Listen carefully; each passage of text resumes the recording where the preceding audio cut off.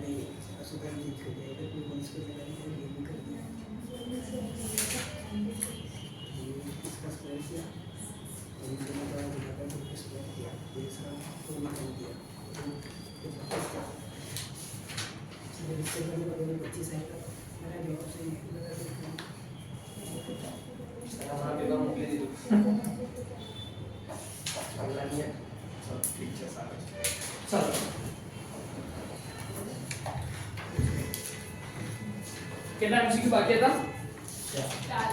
4 MCQ था। क्या गया? 89 की वजह से 89। What is the mean value? Mean deviation about the median बोल लीजिए। तो अबाउट मीडियन करो पर सर, तो x f आपे कुछ है 3 5 7 9 3 5 7 9 11 13 and 15 2 8 9 16 14 7 and 4 मीडियन पहला फाइंड आउट करो પડશે। तो मीन डेविएशन फ्रॉम मीडियन એનો मतलब ફોર્મ્યુલા શું થશે sir? Mean deviation from median sigma f modulus में x माइनस मीडियन अपॉन अब फार्मूला यही फार्मूला होगा। तो x माइनस मीडियन चाहिए, तो मीडियन के लिए फार्मूला क्या होगा sir? Median is equal to n plus 1 divide by 2 observation, ऐसा फार्मूला होगा। तो पहले करते हैं CFI 2 10 19 and 16 35 वालों 14 49 56 and 60।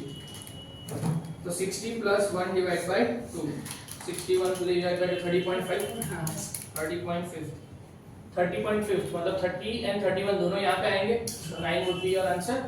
तो मॉड्यूलस में x माइनस मीडियन करेंगे, हैं x माइनस मीडियन, तो 3 माइनस 9 हम तो प्लस में ही लिखेंगे 6 5 minus 9 that is 4 7 minus 9 that is 2 0 2 4 6 24 है 24 आएगा 24। अरे सर इसका करने की जरूरत ही नहीं है, f into x minus median ये करना है, क्योंकि हमें क्या चाहिए? f into मॉड्यूलस में x माइनस मीडियन चाहिए, बराबर ना? तो f into मॉड्यूलस में x माइनस मीडियन करते हैं, तो ये मल्टीप्लाई बाय ये करते हैं। चलो करो 6 into 2 12 4 into 8 32 9 2 जा 18 0 14 2 जा 28 28 24 कितना?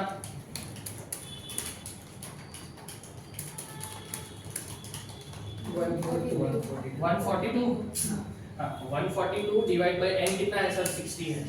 142 डिवाइड बाय 60 तो 2.37 आगे 2.37 would be your answer। चलो अब 92 पे आ जाओ। 92 क्या है? उन्होंने बोला if the two variable x and y are related by 2x plus 3y minus 7 is equal to 0, mean and mean deviation about mean of x are।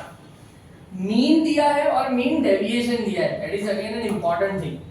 ये रिलेशन है, ऐसा एमसीक्यू आने का चांसेस बहुत ज्यादा है। 92 क्या दिया है sir? 2x plus 3y minus 7 is equal to 0।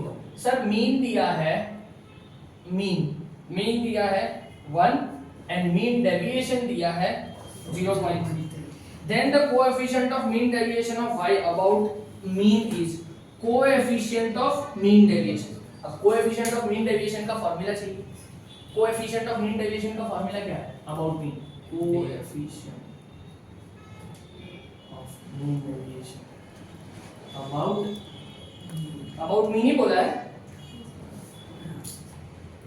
तो क्या फार्मूला होता है? मीन डेविएशन अपॉन x, यही होता है ना। तो इसमें नया है ऑफ y पूछा है, ये नया है। ऑफ किसका पूछा है? y पूछा है, ऑफ y। तो मीन डेविएशन अपॉन y बार आएगा ना। मीन डेविएशन भी किसका होना चाहिए? मीन डेविएशन भी y बार का y का होना चाहिए और y बार भी y का होना चाहिए। तो x की इंफॉर्मेशन दी है, अब y में कन्वर्ट करनी है उसको। तो चलो ये रिलेशन है, मीन तो सबसे चेंज होता है, मीन से मीन पे जा सकते हैं और मीडियन मीन डेविएशन से मीन डेविएशन पे जा सकते हैं, है कि नहीं है? अब x का मीन हमारे पास अवेलेबल है तो y के मीन पे पहुंच सकते हैं बाय दिस रिलेशन। सोच लो, तो मीन ऑफ y ऐसा लिख सकता हूं, मीन ऑफ y कैसे निकल सकता है सर? 2x + 3y - 7 = 0। हमें सारी चीज लेनी है। मीन में तो मैंने बताया था कि जो भी रिलेशन है जैसा भी है सब कुछ आएगा। तो यहाँ पे मीन कितना है? 1 है, तो x की जगह पे 1 पुट अप कर दूं,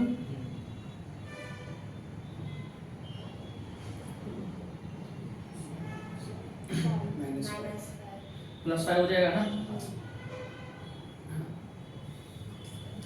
5/3 करो, 1.67 ये मीन हो गया। तो मीन यहाँ पे लिख दूं 1.67। अब मीन डेविएशन करते हैं। मीन डेविएशन कैसे आएगा सर? पहले इक्वेशन लिखते हैं, 2x + 3y - 7 = 0। मैंने बताया था डेविएशन हो तब माइनस प्लस मैटर नहीं करते और साइन भी मैटर नहीं करती। तो यहाँ पे 2x = 3y आना चाहिए, 2x = 3y आना चाहिए। तो ठीक है, मीन डेविएशन ले लेते हैं 0.3 करो, डिवाइड बाय 3 करो, 0.6 डिवाइड बाय 3 0.6 0.2 0.2 आ गया। ऐसे 0.2 डिवाइड बाय 1.67 करो, कितना है? 0.12 आ गया। मैंने बताया था कोएफिशिएंट वो लोग परसेंटेज में देते हैं, तो इनटू 12 लिया, देख लो है। This would be your most important है ये चीज, क्योंकि हमने दोनों चीज पहले ट्रांसफर की, दोनों चीज के रूल अलग है, फिर वो दोनों चीज को मैंने यूटिलाइज किया। ओके, इतना ज्यादा टाइम नहीं होगा आपके पास, आपको पता होगा तो फटाफट कर लो, ठीक है ना। डायरेक्टली आप कैलकुलेट कैलसी पे भी कर सकते हो, फटाफट से लिख के भी कर सकते हो। क्लियर है ये चीज? ओके चलो फिर 94 पे आ जाते हैं। उन्होंने क्या बोला? y = 2x + 5। Standard deviation and arithmetic mean of x are known to be 5 and 10 and the coefficient of correlation of y is same पूछा है, सेम ही पूछा है ना 94 में। तो चलो करते हैं, आपस प्रैक्टिस हो जाएगी।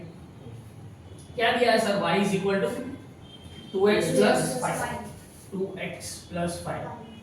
x बार कितना दिया है? अरिथमेटिक मीन दिया है x का एंड स्टैंडर्ड डेविएशन दिया है x का। अरिथमेटिक मीन कितना दिया है x का? 5 एंड स्टैंडर्ड डेविएशन कितना? स्टैंडर्ड डेविएशन 5 है, स्टैंडर्ड डेविएशन 5 और x बार 10 है। क्लियर है? यही दिया हुआ है उन्होंने। अब y की इंफॉर्मेशन फाइंड आउट करनी है, तो दोनों को पहले कन्वर्ट करेंगे और y का क्या फाइंड आउट करने को बोला है? Coefficient of variation. तो y का coefficient, y is coefficient of variation find out करना है। तो क्या फाइंड आउट है? Standard deviation of y upon x bar y बार, है ना, इनटू 100। ऐसा होता है कि नहीं? सीधी है ना, coefficient of variation find out करना। तो दोनों को पहले कन्वर्ट करें। तो कन्वर्ट कैसे करेंगे सर? अगर x बार को कन्वर्ट करना है y बार में, तो डायरेक्टली जो भी रिलेशन है वही मेंटेन कर लो तो भी हो जाएगा। तो वही होगा, क्या होगा सर? y बार फाइंड आउट करना है, तो 2 × 10 + 5, तो 20 + 5 = 25 हो जाएगा ये। तो यहाँ पे 25 लिख दूं। ओके, अब 5 निकल जाएगा। स्टैंडर्ड डेविएशन फाइंड आउट करना है, standard deviation of y find out करना है, तो 2x + 5 अगर करूं तो +5 निकल जाएगा। ओके, मैं कैंसिल कर रहा हूं ताकि आपको याद रहे हर बार। डन। तो क्या होगा सर? 2 × 5 10 40%,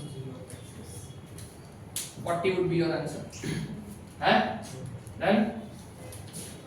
एंड लास्ट वाला भी कर लेते हैं, लास्ट वाला तो आपका आराम से आ ही जाएगा। 96। चलो मैंने बोला कि arithmetic mean and coefficient of variation of x are 5 and 20 respectively, what is the variance of 15 - 2x? If arithmetic mean and coefficient of variation of x, तो arithmetic mean क्या है? x बार कितना दिया है? 5 and coefficient of variation c भी दिया हुआ है, कितना दिया है? 20। what is the variance of 15 - 2x? variance मतलब स्टैंडर्ड डेविएशन चाहिए, है ना। कैसे निकल सकता है? देखो, ये CV दिया हुआ है, x का CV दिया है, तो CV का फॉर्मूला लगाओ। क्या फॉर्मूला है sir? CV is equal to standard deviation upon x bar into 100। तो सर CV है 20, स्टैंडर्ड डेविएशन नहीं दिया, x बार दिया है हाँ 5 इनटू 100। 5 20 इनटू 5 डिवाइड बाय 100 करो, 100 divide by 100 1 is equal to standard deviation. मतलब x का स्टैंडर्ड डेविएशन 1 आ गया। अब रिलेशन में पुट अप करूंगा तो y का स्टैंडर्ड डेविएशन मिल जाएगा, y का जो स्टैंडर्ड डेविएशन मिल जाएगा उसका स्क्वायर कर देंगे तो क्या मिल जाएगा मुझे? y का वेरिएंस मिल जाएगा। तो ये रिलेशन लिखते हैं पहले। सर रिलेशन क्या है? y इज इक्वल 15 2x है, y is equal to 15 2x है ना रिलेशन। 15 को हम क्या करते हैं? स्टैंडर्ड डेविएशन है। डेविएशन में हमारा कांस्टेंट नंबर नहीं आता, वेरिएबल के साथ होता है तो वो आता है। तो ये -2x हम कंसीडर करेंगे, पर स्टैंडर्ड डेविएशन है, डेविएशन में माइनस प्लस का साइन कोई मैटर करता ही नहीं है। तो सीधा y is equal to 2x, 2 into 1 तो 2 और 2 का स्क्वायर, वेरिएंस कितना आएगा? 4।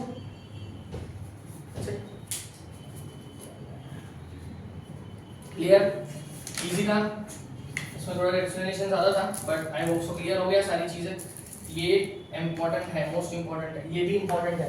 तो सारी चीजें ये लास्ट में जितने करवाए ना वो बहुत इम्पोर्टेंट वाले थे। क्लियर? चलो ये लिखो अच्छे से एंड देन हम नई वाली बुक से करते हैं प्रैक्टिस।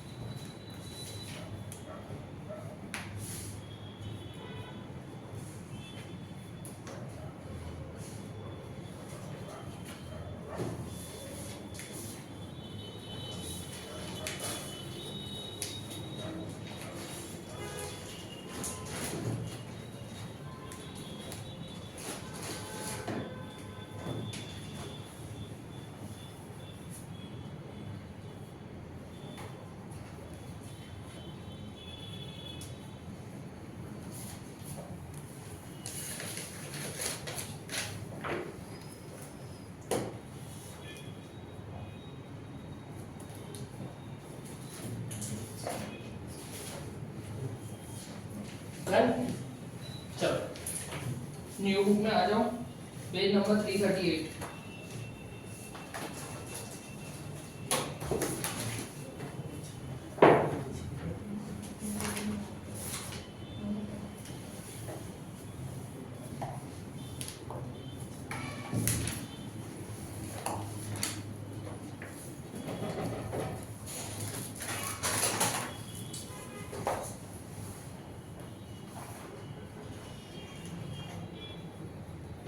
चलो फर्स्ट 338 पेज नंबर 338।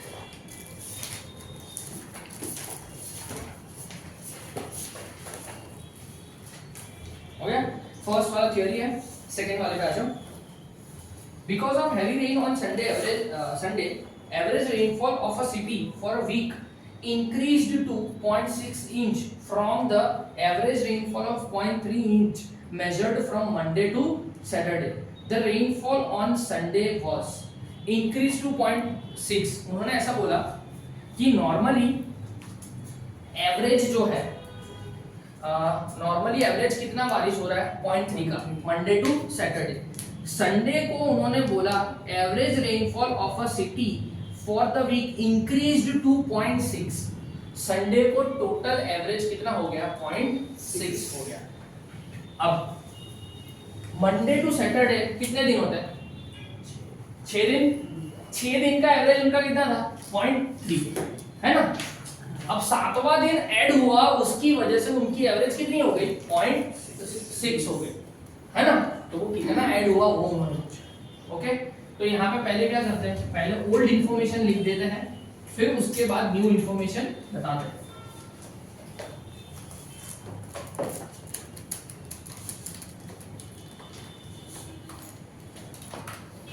पहले 5 दिन सेकंड एमसीक्यू पेज नंबर 338 है ना, न्यू बुक। ओके चलो हाँ ऑल द बेस्ट। चलो देखो उन्होंने क्या बोला, पहले 6 दिन का एवरेज कितना था 0.3। तो पहले 6 दिन तो x bar is equal to 0.3, x bar is equal to sigma xi upon n। तो x बार 0.3 है, सिग्मा xi पता नहीं है पर कितने दिन है 6 दिन है ना। मंडे टू सैटरडे 6 दिन होते, तो 6 into 0.3 करो 1.8 इंचेस है 1.8। तो ये सिग्मा xi हो गया है। अब उन्होंने ऐसा बोला सर कि कुछ ऐड हुआ सिग्मा xi में, कुछ ऐड हुआ नया, एक संडे वाला जितना बारिश हुआ वो ऐड हुआ, पर हमारा x बार हमें पता है, वो संडे का कितना बारिश हुआ वो नहीं पता। तो हम वापस एक बार फॉर्मूला लगा सकते हैं कि sir x bar is equal to sigma xi upon n। x bar पता है कितना है 0.6 हो गया। सिग्मा xi इतना पता है कि 6 दिन का इतना है, पर 7वें दिन कितना हुआ वो x ले लूं। 7वें दिन कितना हुआ वो नहीं पता मुझे, डिवाइडेड बाय कितने दिन हो गए 7 दिन हो गए सर, है कि नहीं। ऊपर 7 दिन की इंफॉर्मेशन है, नीचे 7 दिन लिख दूं मैं। तो 0.6 into 7 minus 1.8 करो 2.4 आ गया, दैट्स इट। तो संडे को 2.4 इंच का बारिश हुआ होगा, तब जाके उनका एवरेज कितना हो गया 0.6। रोज हर दिन मंडे टू सैटरडे 0.3 का बारिश हो रहा था, पर एक ही दिन में 2.4 का बारिश हो गया, तो एवरेज हमारा कहां पे आके रुक गया सीधा 0.6 पे, डबल हो गया सीधा। वो चीज बोल दी तो हमने फाइंड आउट कर दिया, डन है ओके। थर्ड वाला थ्योरी है, फोर्थ वाले पे आ जाओ। देखो ऐसा लिखा हो ना सिग्मा 20, यहाँ पे ऐसा लिखा हो ना, आई होप सो ये तो 11th स्टैंडर्ड में सिखाया होगा। ऊपर 20 लिखा है, नीचे 1 लिखा है, तो n इज इक्वल टू 20 माना क्या, n इज इक्वल टू 20। उन्होंने बोला है कि sigma x is equal to, यहाँ पे x लिखा है 54,120 ऐसा लिखा है ना, तो ये सिग्मा x है आपका। n 20 है तब सिग्मा x कितना है 54,120। While computing things, it is observed that two entries were wrongly entered as 850 and 320 instead of 580 and 220।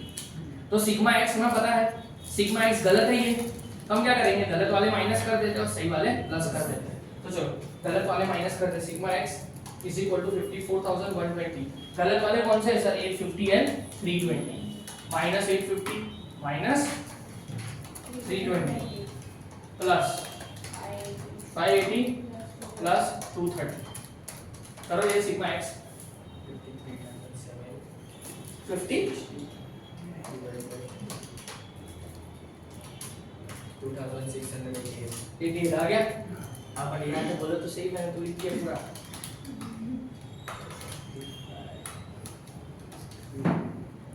2688 जो है ना उसको मल्टीप्लाई बाय 20 कर दो तो आ जाएगा ना 53760 आ गया। चलो फिफ्थ वाला हमेशा जीरो ही होता है, सिग्मा एक्स माइनस एक्स बार थ्योरी है। 6 वाला भी थ्योरी है, 7 वाला भी थ्योरी है, 8 वाले पे आ जाओ। 8 वाला क्या बोल रहा है? अज्यूम्ड मीन का एक्स बार का फार्मूला देखो, उन्होंने सिग्मा एफडी लिखा हुआ है। सिग्मा एफडी मतलब एफआईडीआई वाला फार्मूला। अज्यूम्ड मीन का एफआईडीआई वाला फार्मूला ना याद हो तो ये देख लो, x bar is equal to a plus sigma F I D I upon n। I hope so clear है ये फार्मूला। अज्यूम्ड मीन में ऐसे ही फार्मूला होता है। सिग्मा डीआई वाला बताया था, एफआईडीआई वाला मैंने नहीं बताया था। तो एफआईडीआई हो तो सिग्मा एफआईडीआई लिख दो और कुछ नहीं करना। x बार फाइंड आउट करना है। a कितना है सर? a 35 प्लस सिग्मा एफआईडीआई कितना है दिया हुआ है ना ft minus 425 divide by sigma f मतलब ही n है ना, सिग्मा f मतलब ही n, सिग्मा f ही n होता है 63। तो पहले क्या करो 425 divide by 63 minus 425 divide by 60 से ऐसा करना। हाँ वो माइनस का साइन ही है ना वहां पे। हाँ प्लस 35 कर दो, डायरेक्ट आंसर आ जाएगा 28.25 आ गया आंसर। नाइन्थ वन करते हैं सेम a। अब i भी दिया हुआ है, अज्यूम भी नहीं है, a मतलब अज्यूम नहीं दिया है, f d दिया हुआ है। तो क्या करेंगे इंटरवल वाला इंफॉर्मेशन, तो क्या करेंगे x bar is equal to a plus sigma fi di upon n into i। i मतलब c, सिंपल है क्लास लेंथ। तो a कितना है सर?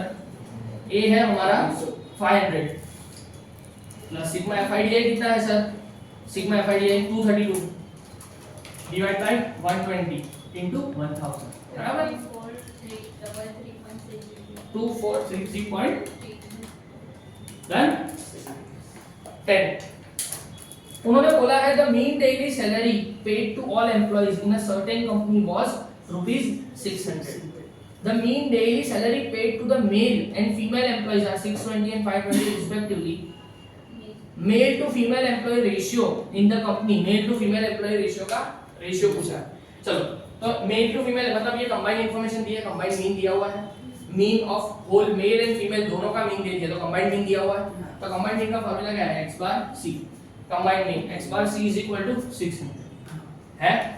चलो फिर मेल टू फीमेल एम्प्लॉइज, तो मेल एम्प्लॉइज जो है उसके लिए n1 लिख दूं, n1 नहीं पता था n1 रख देते हैं।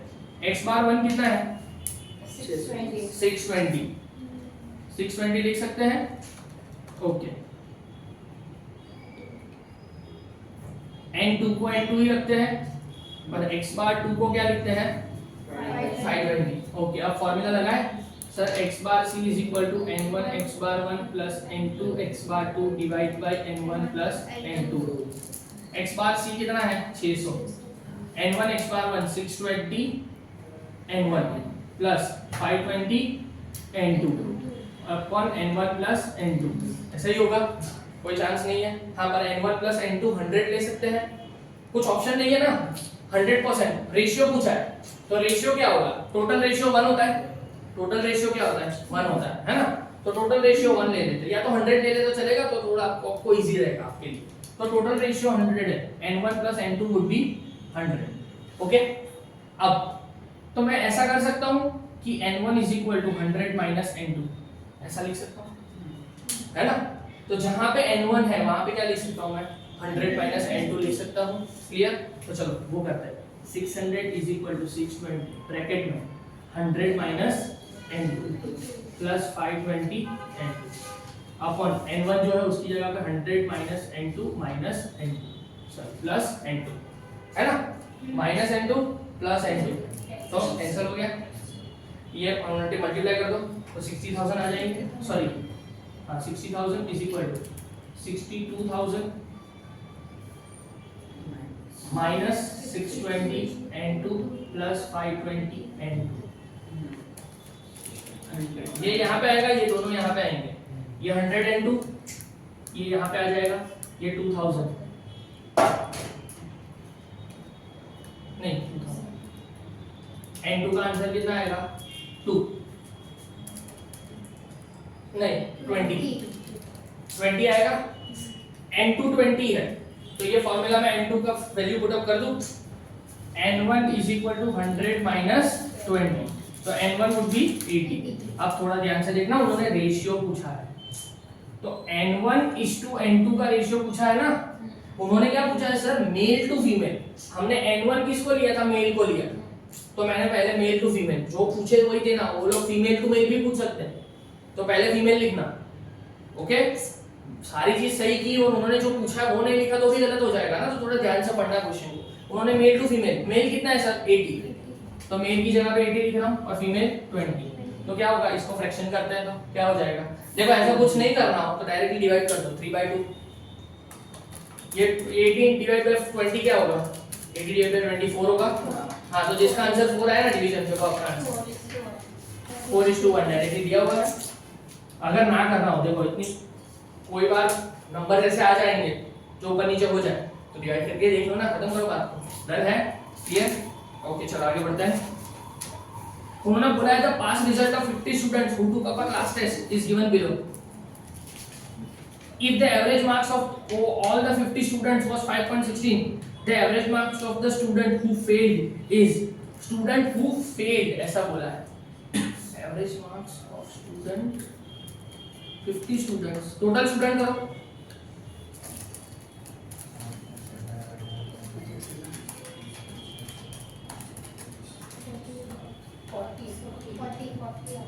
40 आ रहा है, टोटल स्टूडेंट 40 है। The pass result of 50 students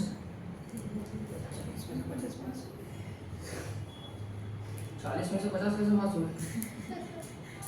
अच्छा नीचे स्टूडेंट 50 है कि 40 ही आ रहे हैं ना।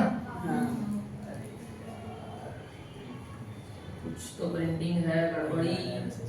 हाँ पहले में 18 नहीं ऐसा नहीं।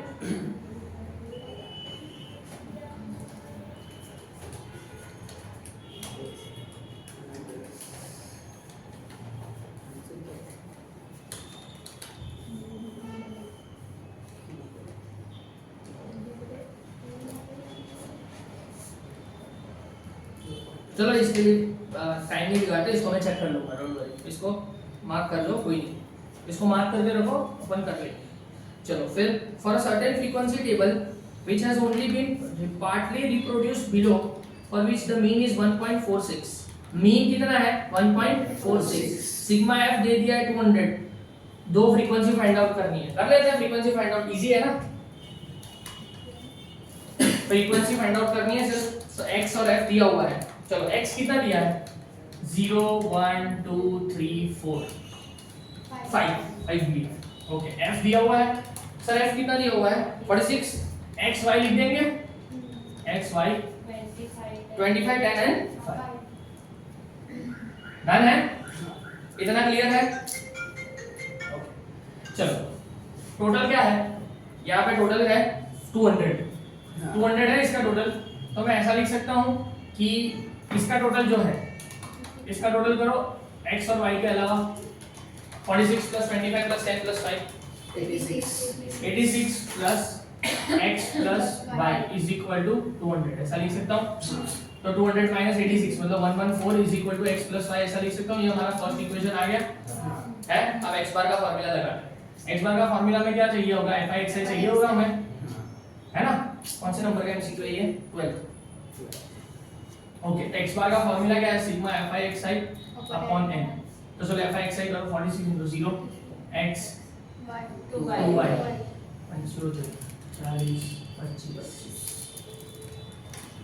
75 40 25 70 40 110 140 140 प्लस x प्लस 2y बराबर है। ये दूसरा इक्वेशन हो गया, ऐसे भी हो जाता है डायरेक्टली। ये दो इक्वेशन आ गया ना, इससे भी हो जाता है, पर ठीक है। ये हमारा सिग्मा fi है, x बार कितना दिया उन्होंने, x बार उन्होंने 1.46 दिया ना, 1.46 लिख दिया। यहाँ पे सिग्मा f(x) है कितना आया सर हमारा 140 प्लस x प्लस 2y आया, 140 plus x plus 2y upon n कितना था सर 200 लिख देते हैं, 200 लिख देते हैं। एक दूसरा इक्वेशन आ जाएगा हमारा, कर दो 292 minus 140 is equal to x plus 152 is equal to x plus 2y। ये सेकंड इक्वेशन हो गया। चलो दोनों को कंपेयर करें।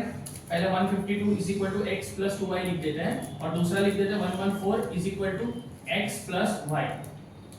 Minus minus minus x x काट हो जाएगा। चलो 152 minus 114 36 36 और 2 38 38 is equal to y, directly y आ जाएगा ना, तो 38 is equal to y, 114 minus 38 is equal to x हो जाएगा, है ना। 114 minus 38 करो कितना है 76 is equal to x। क्या पूछा था, दोनों ही फ्रीक्वेंसी पूछी थी, 36 and 38 आ गया, डन है। ओके 13 वाला करते हैं। The sum of the deviation of a certain number of observation measured from 4 is 72। The sum of the deviation from a certain number of observation measured from 4 इसका मतलब ये है सर, उन्होंने क्या दिया है, सिग्मा x minus 4 दिया है। Sum of the deviation of certain number of observation measured from 4, तो x minus 4 is equal to 72 दिया है। फिर उसके बाद ऐसा बोला है the sum of the deviation from the observation from 7 is minus 3। तो मतलब sigma x minus 7 is equal to minus 3। Okay, अब पूछा है mean of the observation, mean कितना होगा, तो मीन फाइंड आउट करना है। तो मीन फाइंड आउट करने के लिए हम क्या करेंगे, सबसे पहले अब ये दोनों चीज दी है, ये दोनों चीज के लिए हम क्या करेंगे, डायरेक्टली पहले कुछ नहीं होते तो मल्टीप्लाई तो करते हैं हम लोग, कुछ नहीं है तो मल्टीप्लाई तो करना पड़ेगा, there is no alternative available, तो मल्टीप्लाई करते हैं। Sigma x minus 4 is equal to 72, sigma x हो जाएगा minus 4 into sigma, 4 into sigma होगा तो 4n हो जाएगा। मैंने बताया था कि कांस्टेंट नंबर के साथ सिग्मा को मल्टीप्लाई करोगे तो 4 into n होता है, 4 into n, n मतलब नंबर ऑफ ऑब्जर्वेशन, तो 4 into सिग्मा करोगे तो 4n हो जाएगा वो, तो sigma x minus 4n is equal to 72 ऐसा लिख सकता हूँ। इससे आगे नहीं जा सकता, इससे आगे नहीं जा सकता ये, तो सिग्मा n ऐसा लिख सकता हूँ, sigma x is equal to 72 plus 4n, क्योंकि ये वाले इक्वेशन में सिग्मा x की वैल्यू आई तो वो वाले इक्वेशन में भी सिग्मा x की वैल्यू आ सकती है कि नहीं है, फिर इक्वेट कर देंगे दोनों। ऐसा एक सम किया भी था शायद, मुझे पता है, देखो पता है मतलब किया है, वो भी नंबर से बात बताता हूँ ना, यहाँ पे ही है ये, यहाँ पे है, यहाँ पे राइट साइड के पेज के ऊपर है।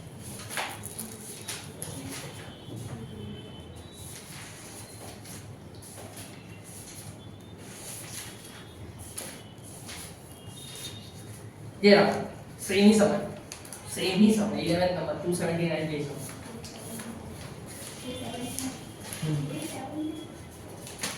279 है, बोल तो रहा हूँ, पता है मतलब पता है। चलो ये हो गया, अब इसको भी मल्टीप्लाई करें, दूसरे वाले इक्वेशन को मल्टीप्लाई करते हैं। Sigma x minus 7n is equal to minus 3, sigma x is equal to minus 3 plus 7n, दोनों को इक्वेट कर दो, सिग्मा x है ना, दोनों को इक्वेट कर देते हैं, तो 72 plus 4n is equal to minus 3 plus 7n, 4n पूछते जाएगा, 3 यहाँ पे आएगा, तो 75 is equal to 3n, तो 25 is equal to n is equal to 25 है। अब उन्होंने मीन पूछा है ना, नंबर ऑफ ऑब्जर्वेशन नहीं, उन्होंने तो मीन ऑफ द ऑब्जर्वेशन पूछा है, तो मीन कैसा आएगा सर, n 25 हो गया, n 25 हो गया ना, तो n की जगह पे सिग्मा x मिल जाएगा, किसी भी जगह पे n की वैल्यू पुट अप करेंगे, तो चलो sigma x is equal to 72 plus 4 into n, 4 into n करो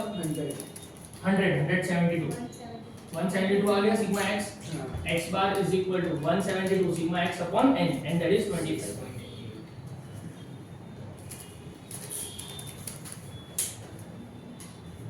डन, क्लियर है? ओके, चलो आगे बढ़ते हैं. Same, the mean of certain number of item is 42. If one more item 64 is added to the data, the mean becomes 44. The number of items in the original data is, original data में कौन सा number of item था? यहाँ पे करवा देता हूँ. 14. Mean of certain numbers, पता नहीं है कितने numbers, पर x बार है 42 and not known, नहीं पता. If one more item is added, 64 add किया आपने, तो उसका मीन कितना हो गया? 44. ओके, n में यहां पे मैं n+1 लिख सकता हूं कि n+1 हुआ, और यहां पे सिग्मा x प्लस 64 हुआ. वही है ना, सिग्मा x जो था, टोटल जितना ऑब्जर्वेशन थे वो सबका टोटल, और एक और ऑब्जर्वेशन ऐड हुआ. वो एक और ऑब्जर्वेशन कौन सा है सर? 64 है. तो सिग्मा x प्लस 64 लिख सकता हूं. ओके, n+1 लिख सकते हो क्योंकि एक और ऑब्जर्वेशन ऐड होगा. तो उसका आंसर क्या आया सर? नया x bar new x bar 44. Okay, इसके लिए मैं क्या लिख सकता हूं? x bar is equal to sigma x upon n, ऐसा लिख सकता हूं. ये 42 है, 42 is equal to sigma x मुझे पता नहीं है, तो सिग्मा x ही रखते हैं, अपॉन n भी नहीं पता तो n ही रखते हैं. इसको छोड़ देते हैं अभी. x bar is equal to sigma x upon n. इसका फॉर्मूला क्या होगा सर? 44 अगर मैं यहाँ पे लिख रहा हूँ तो 64 सर सिग्मा x प्लस 64 लिख सकता हूँ पिछले वाले से, अपॉन n+1 लिख सकता हूँ. इक्वेशन आ जाएगा ये, अंदर पुट अप करना पड़ेगा. दोनों इक्वेशन आ गई ना, 42 सिग्मा x अपॉन n करना पड़ेगा, कहीं से भी लाना पड़ेगा. सिग्मा x की वैल्यू पुट अप करनी पड़ेगी, कोई भी एक की वैल्यू पुट अप कर देते हैं. देखो 42n is equal to sigma x लिख सकता हूं. 42n is equal to sigma x लिख सकता हूं, है ना? तो सिग्मा x की जगह पे 44 is equal to sigma x 42n plus 60, 44n plus 44 is equal to 42n plus 60. 44n 42n 2n ये 64 वहां पे जाएगा. 2n is equal to 20, n is equal to 10. वही पूछा है, नंबर ऑफ ऑब्जर्वेशन ही पूछा है ना, 10 आ गया. अच्छा था ये सब. समझ आया क्या किया मैंने? सिर्फ सब्स्टिट्यूट कर दिया.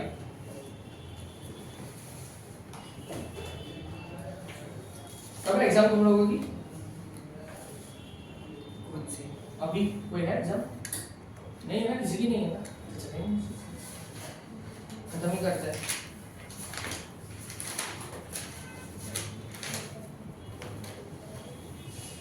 तो ठीक है, तो हो गया.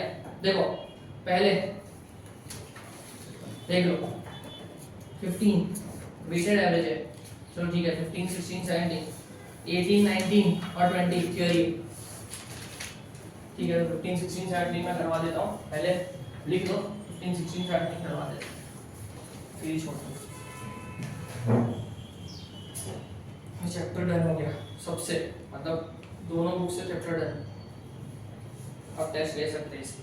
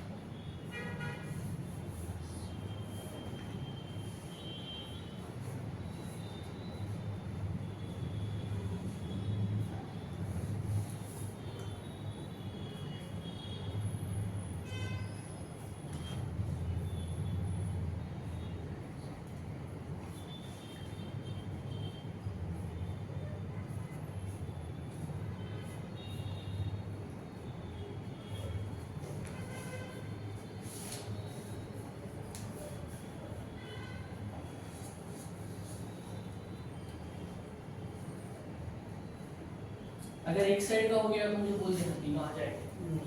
एक साइड का हो गया बस, तो तीनों में करवा दो, उसके बाद लिख दो।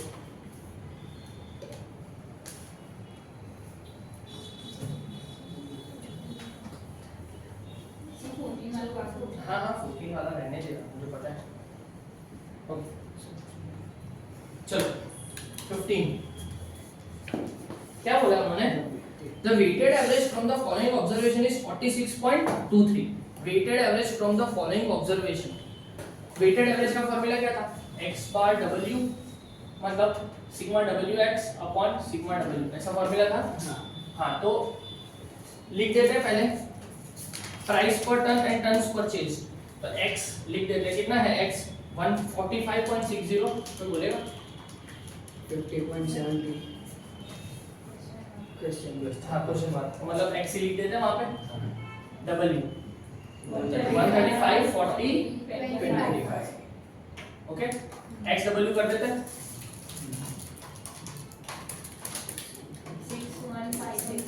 6156, ओके 2028 25x, ओके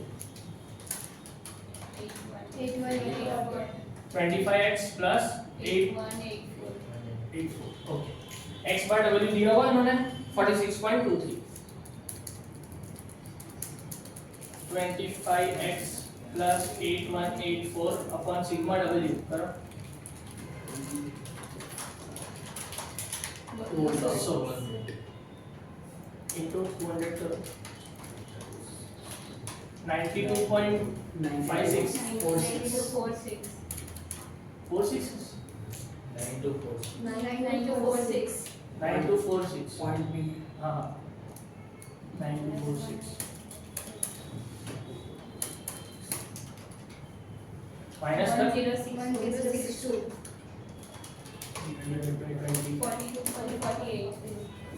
आ गया।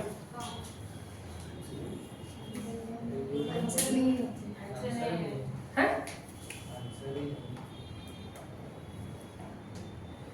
कुछ गड़बड़ किया, मल्टीप्लिकेशन में गड़बड़ किया क्या? देखो भाई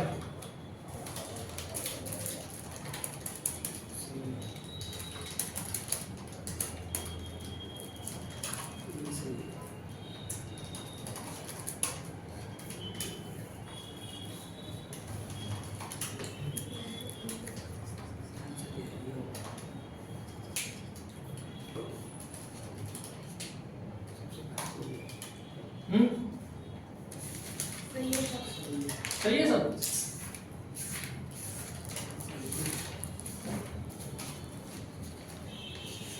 फोर्टी 46.23 इंटू 200 कर 46.23 इंटू 200 9246 यार। हाँ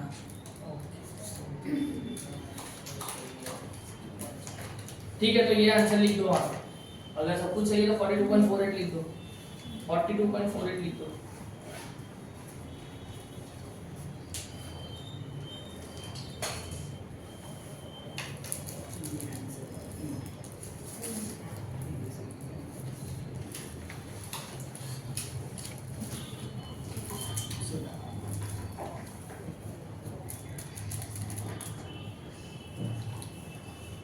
चलो 1670 most important. In a certain factory, a unit of work is completed by A in 4 minutes, B in 5 minutes, C in 6 minutes, D in 10 minutes, and E in 12 minutes. Average number of unit of work completed per minute. Per minute बोला है तो सारी चीजों को per minute पे लेके आता है, सारी चीजों को per minute पे लेके आना पड़ेगा। उन्होंने बोला कि एक बंदा जो है वो 4 मिनट में एक यूनिट बनाता है, एक बंदा जो है वो 5 मिनट में एक यूनिट बनाता है, एक बंदा है 6 मिनट में बनाता है। उन्होंने बोला कि 1 मिनट में ऑन एन एवरेज कितने यूनिट बनते हैं वो बताओ। तो हम सबको क्या करेंगे, 1 मिनट में कन्वर्ट कर देंगे। तो करो कैलकुलेट, 1 डिवाइड बाय 4 करो, तो A जो है वो 0.25 यूनिट बना रहा है। सोचो A क्या कर रहा है, 0.25 यूनिट बना रहा है। तो मैं क्या कर रहा हूँ, सबको 1 ही मिनट पे लेके आ रहा हूँ, सबका टोटल कर दूंगा तो आ जाएगा ना आंसर। तो क्या करते हैं हम लोग, A 0.25 बना रहा है, B 1 मिनट में कितना बना रहा है 0.2, हाँ 0.2, C 0.16, D 0.10, E 0.08. टोटल कर दो सबका, हो गया 1 मिनट में 0.8. अब 0.8 कितना आंसर आ रहा है, करो 25 डिवाइड बाय 4 नहीं आएगा, 5 डिवाइड बाय 48 करो, नहीं आ रहा है, हाँ 4 डिवाइड बाय 25 करो, आ गया 4 divide by 25, 5 divide by 48,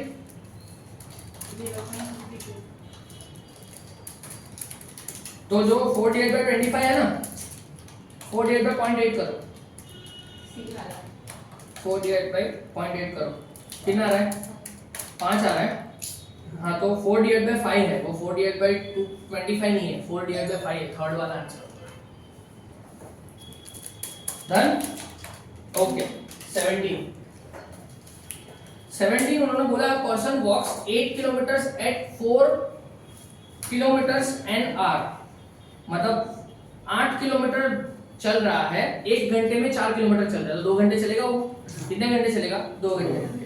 6 kilometre at 3 kilometre an hour, 3 kilometre an hour चल रहा है, मतलब वो 2 घंटे अगेन चल रहा है।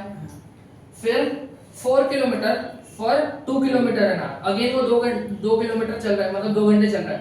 एवरेज स्पीड पर आवर 1 घंटे में लाना है हमें, तो हम क्या करेंगे, total kilometre divide by total hours कर देंगे, तो 1 घंटे का कितना चल रहा है वो मिल जाएगा ना, टोटल किलोमीटर जितने रन हुए डिवाइड बाय टोटल आवर्स जो भी है वो कर देंगे। तो टोटल किलोमीटर्स कितना है सर, 8 + 6 + 4, 8 + 6 + 4 18 डिवाइड बाय टोटल घंटे, टोटल किलोमीटर्स कितने, टोटल कितने घंटे तक उसने काम किया, पहले दोनों 2 घंटे तक चले, तीसरा भी 2 घंटे तक ही चला, तो 2 + 2 + 2 6 कितना है, करो कितना है, 3 आ रहा है ना आंसर, हाँ तो 3 आ गया आंसर। अच्छा देखो कैसे आया आंसर, आई होप सो क्लियर है वो। पहले ऊपर मैंने जितने किलोमीटर दौड़े वो लिखा, अब कितने घंटे में वो किलोमीटर दौड़े, तो 1 घंटे में कितना किलोमीटर दौड़े वो पता चल जाएगा ना, बस। क्लियर, ये चैप्टर आपका डन हुआ, सबसे बड़ा चैप्टर डन हो चुका है आपका।